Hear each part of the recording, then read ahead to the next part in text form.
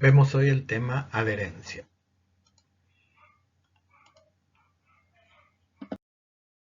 Adherencia como la unión resistente al deslizamiento que existe entre el acero y el hormigón. De esta manera, eso garantiza que las barras de acero y las fibras adyacentes de hormigón experimentan la misma deformación específica. Quiere decir que en un punto determinado, un elemento de hormigón armado, la deformación del acero y del hormigón adyacente tiene que ser la misma debido justamente a la adherencia. Si así no fuera, no existiría el material compuesto hormigón armado. Vemos lo que sucede cuando tengamos una barra traccionada de acero embebida en un elemento prismático de hormigón armado. Acá se ve un corte, entonces la barra está en el centro, rodeada de hormigón, y la sometemos a un esfuerzo P de tracción en ambos extremos. Se puede ver aquí las tensiones del acero en este diagrama, en el de abajo las tensiones del hormigón. ¿Qué sucede? Cuando tenemos solo acero, la fuerza dividido la superficie me da una tensión alta resistida por el acero. Y en el hormigón no existe tensión. Pero a medida que ingresamos hacia el interior de la pieza, vamos viendo que la tensión en el acero empieza a disminuir gradualmente al mismo tiempo que empieza a subir la del hormigón. Esto se debe a que el material está trabajando conjuntamente y el acero está transfiriendo parte de la tensión al hormigón que la va tomando, hasta llegar a un momento en que la tensión tanto del acero como del hormigón se hacen constantes. Del otro extremo sucede lo mismo, tenemos la tensión que actuaba en el acero solamente, al ingresar al elemento prismático de hormigón, ya empieza a transferir el esfuerzo, disminuye entonces en el acero y aumenta en el hormigón, del mismo lado que en el otro extremo, hasta llegar a un lugar en el que se hacen constantes en ambos materiales. Podemos ver en el diagrama de abajo que existe unas tensiones. Este es el diagrama de tensiones actuantes de adherencia. Fíjense cómo también desde cero van hasta un pico y después empiezan a decrecer otra vez hasta cero. En ambos extremos pasa lo mismo. Solo actúan cuando está habiendo esa transferencia entonces de tensiones entre un material y otro.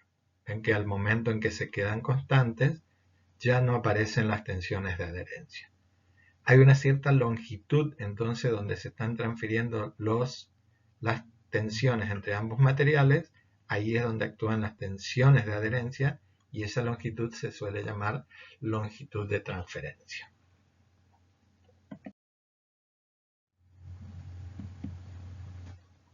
La misma barra, pero seguimos aumentando un poco la fuerza y ¿qué va a suceder? En el caso anterior no había fisuras, estábamos en el estado 1, pero pasando un valor de tensiones del hormigón empieza a fisurarse y acá vemos algunas fisuras, 1 y 2. Vamos a considerar qué sucede cuando tenemos una fisura, que la primera suele ser por acá, es un lugar en realidad aleatorio porque todo el elemento está a la misma tensión. Fíjense, si se acuerdan, nosotros teníamos un valor constante de tensiones, tanto en el hormigón como en el acero, en el caso anterior. Pero al producirse la primer fisura, llamemos 1 en este punto, va a haber un brusco aumento de las tensiones en el acero. ¿A qué se debe eso? A que la sección se fisuró totalmente y el hormigón deja de colaborar.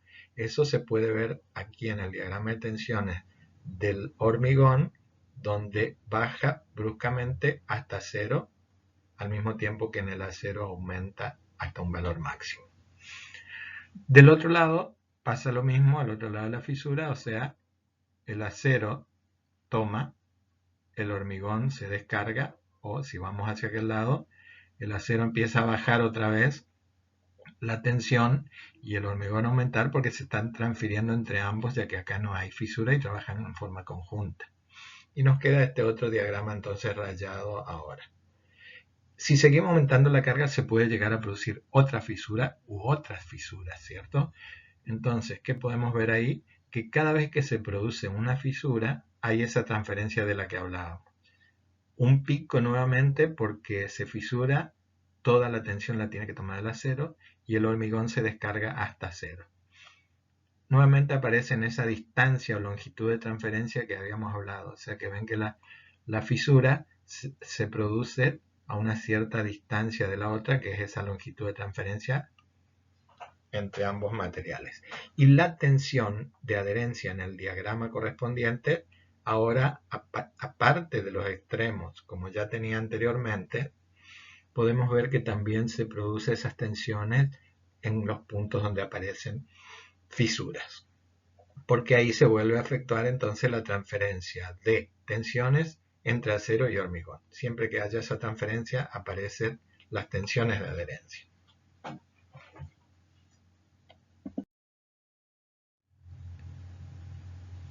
En el caso de una viga de hormigón es un poquito más complejo el proceso, pero es muy similar. O sea, vamos a tener un estado 1 en que la viga no está fisurada y las tensiones ahora no van a ser constantes en el acero, porque sabemos que las tensiones tanto en el acero y en el hormigón van a depender del diagrama de momentos que está acá abajo. Si ustedes lo miran, como hay cargas solo puntuales, despreciamos el peso propio de la viga, tenemos un diagrama que es lineal. Va a llegar a un máximo acá en las cargas, sigue horizontal hasta las otras cargas porque son iguales y bueno, se repite de aquel lado. ¿Qué sucede? La tensión en el acero y el hormigón ahora es variable. Eso me va a indicar que yo voy a tener una tensión de adherencia entre ambos materiales para mantenerlos unidos, porque ahí no se está manteniendo un valor constante. Por otro lado, cada vez que aparezca una fisura, las fisuras en este caso van a aparecer primero en la zona de momento máximo, va a suceder lo que vimos en el caso anterior, que se va a producir un pico en la tensión del acero cada vez que aparezca una fisura y una caída en la tensión del hormigón porque ya no puede transmitir tensiones al estar fisurado. Y en concordancia con ese punto de la fisura se produce una tensión de adherencia brusca, que es la que me indica que ahí se están transfiriendo las tensiones entre ambos materiales. Acá en este dibujo se ven muchas fisuras que se producen posteriormente de la primera, la segunda, tercera y cuarta, pues en cada uno de esos casos sucede lo mismo. Picos en el acero, en las tensiones del acero, y valores que llegan a cero en las tensiones del hormigón. Y por supuesto, las tensiones de adherencia actuando en esos puntos para asegurar la transferencia.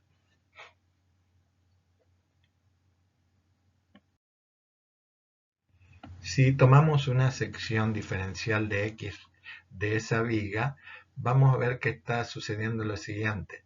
Debido a que hay un momento flector que es variable, entonces a la izquierda es menor que a la derecha. Por lo tanto, los esfuerzos de tracción en el acero, compresión en el hormigón existentes son más chicos a la izquierda que a la derecha. A la derecha tenemos una tensión de tracción más un diferencial de tensión y una tensión de compresión más un diferencial de compresión, debido a que nos hemos desplazado un cierto diferencial de X y el momento varió, aumentó desde la izquierda hasta la derecha esta sección. Si hacemos la suma de fuerzas horizontales en este elemento, vamos a ver que tenemos una diferencia, o sea, está ganando la tensión de tracción para este lado, se estaría desplazando, y acá la tensión de compresión para allá. Sabemos que la viga está en equilibrio, o sea que eso no podría pasar. ¿Qué es lo que está sucediendo? Está sucediendo que el esfuerzo de tracción, que acá es superior, tiene que ser compensado o equilibrado con algún esfuerzo de adherencia que hay acá. O sea, hay fuerzas en la superficie de la barra que van a impedir que este elemento, esta barra, se deslice hacia la derecha. Si bien la fuerza esta es superior a esta, con la tensión de adherencia multiplicada por la superficie de la barra, lo que me va a estar dando es una fuerza de adherencia que logra el equilibrio. Entonces eso es lo que se produce en el caso de viga, donde los momentos suelen ser variables, los momentos flectores, y el equilibrio se logra porque existe esta adherencia entre ambos materiales. Fíjense que si no existiera entonces la adherencia, como habíamos hablado, lo que sucedería es que esta barra se va a deslizar hacia la derecha, por ejemplo. Eso no puede ser. ¿De dónde salen las tensiones de adherencia o por qué existen? Bueno, como vimos en ambos ejemplos, las tensiones de adherencia van a surgir siempre que varíe la tensión en el acero. Y esto se puede ver de distintas causas, por ejemplo, casos de cargas.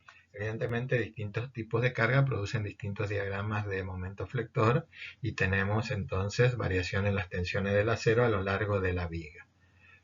Las fisuras, como ya vimos, producen entonces variación de tensiones del acero.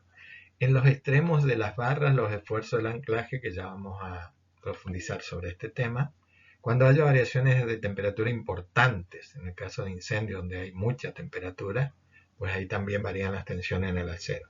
En el proceso de contracción de fragua en el hormigón y en influencia lenta en hormigón en elementos comprimidos a lo largo del tiempo. Todo esto hace que originen variaciones en la tensión del acero, por lo tanto aparecen allí tensiones de adherencia. La adherencia tiene distintas formas de actuar, vamos a ver cuáles son ellas. La primera que puede aparecer es lo que se llama adherencia por contacto. Entre el acero y el mortero de cemento endurecido durante ese proceso de fraguado, se van a formar algunas fuerzas de adhesión que van a depender tanto de un poco como es la rugosidad entre ambos materiales y la limpieza de las armaduras. Sin embargo, esta es una adherencia muy suave o leve que se destruye al primer movimiento.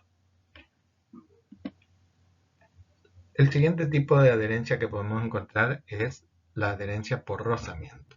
Se origina por el deslizamiento relativo entre acero y hormigón siempre que existan presiones normales a la armadura.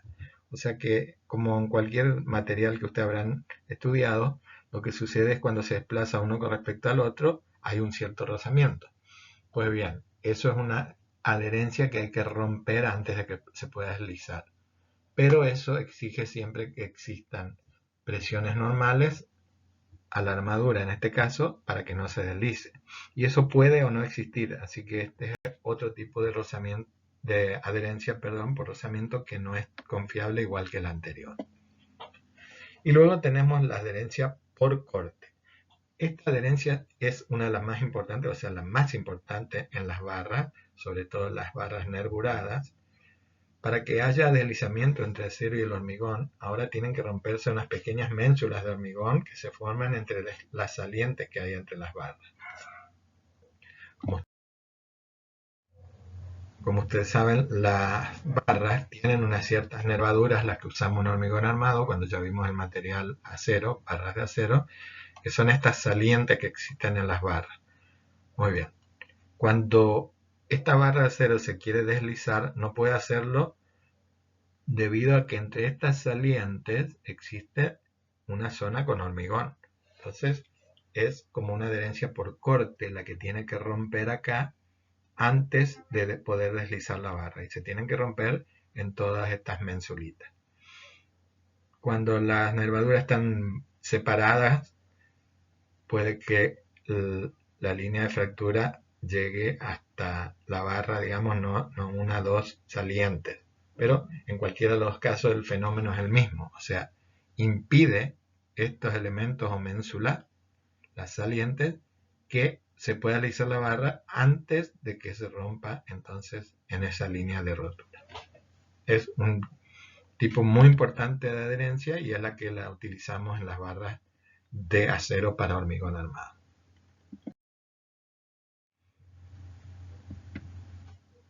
Acá se ve un detalle más grande de lo que estaría sucediendo en el interior. Tenemos la barra traccionada con nervaduras. Ya vimos que hay distintos tipos de nervadura, pero esta es una de ellas. Y entonces se tienen que romper el hormigón entre ambas nervaduras para que después recién ahí se pueda ir abriendo y haciéndose la fisura.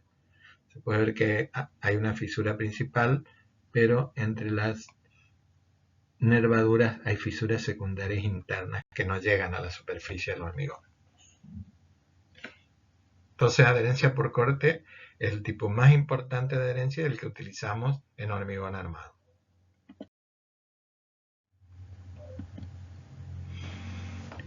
Bueno, habíamos hablado un poquito de las tensiones de adherencia que se producían al hacer esa transferencia de tensiones entre hormigón y acero.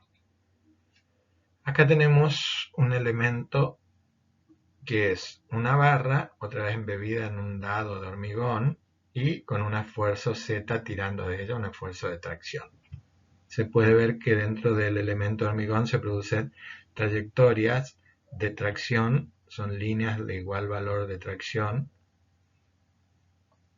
estas líneas llenas, y trayectorias o líneas de compresión que van hacia la barra. O sea, tenemos un estado de tensiones dentro del elemento, debido justamente a la fuerza de tracción actuando en la barra que está embebida dentro del hormigón.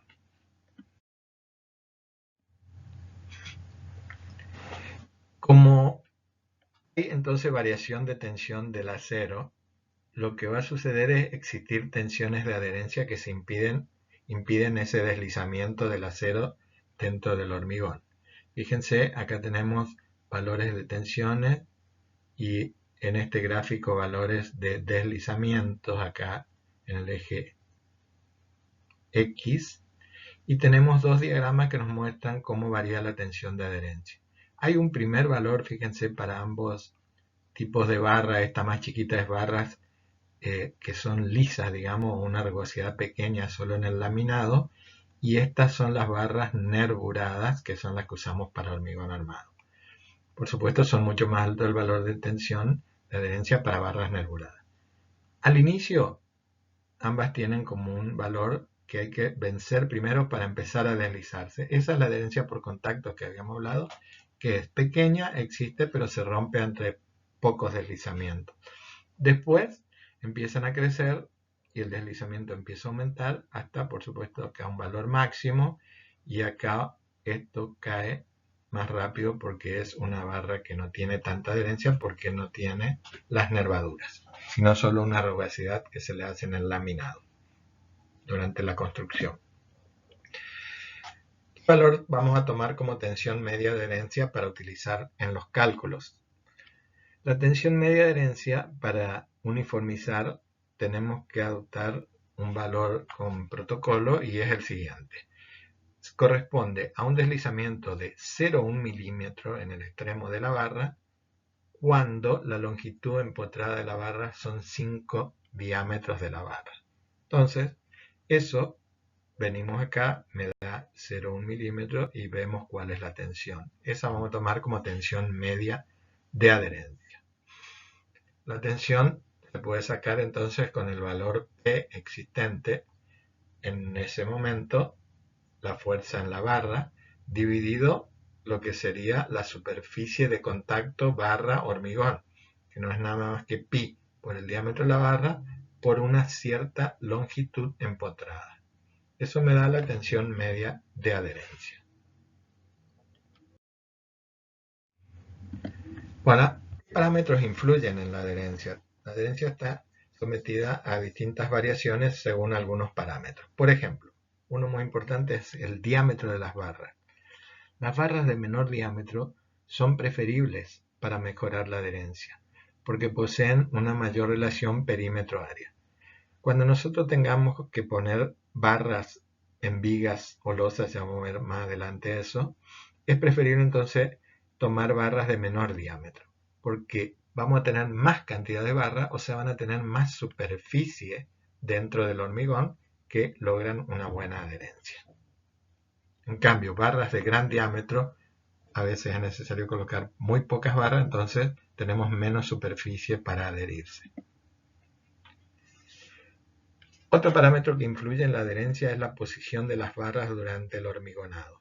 Cuando se está hormigonando, o sea, cargando el hormigón sobre un encofrado donde ya tenemos colocada la armadura, si tenemos barras horizontales ubicadas en la zona superior, el hormigón tiende a caer hacia abajo siempre durante el proceso de fraguado.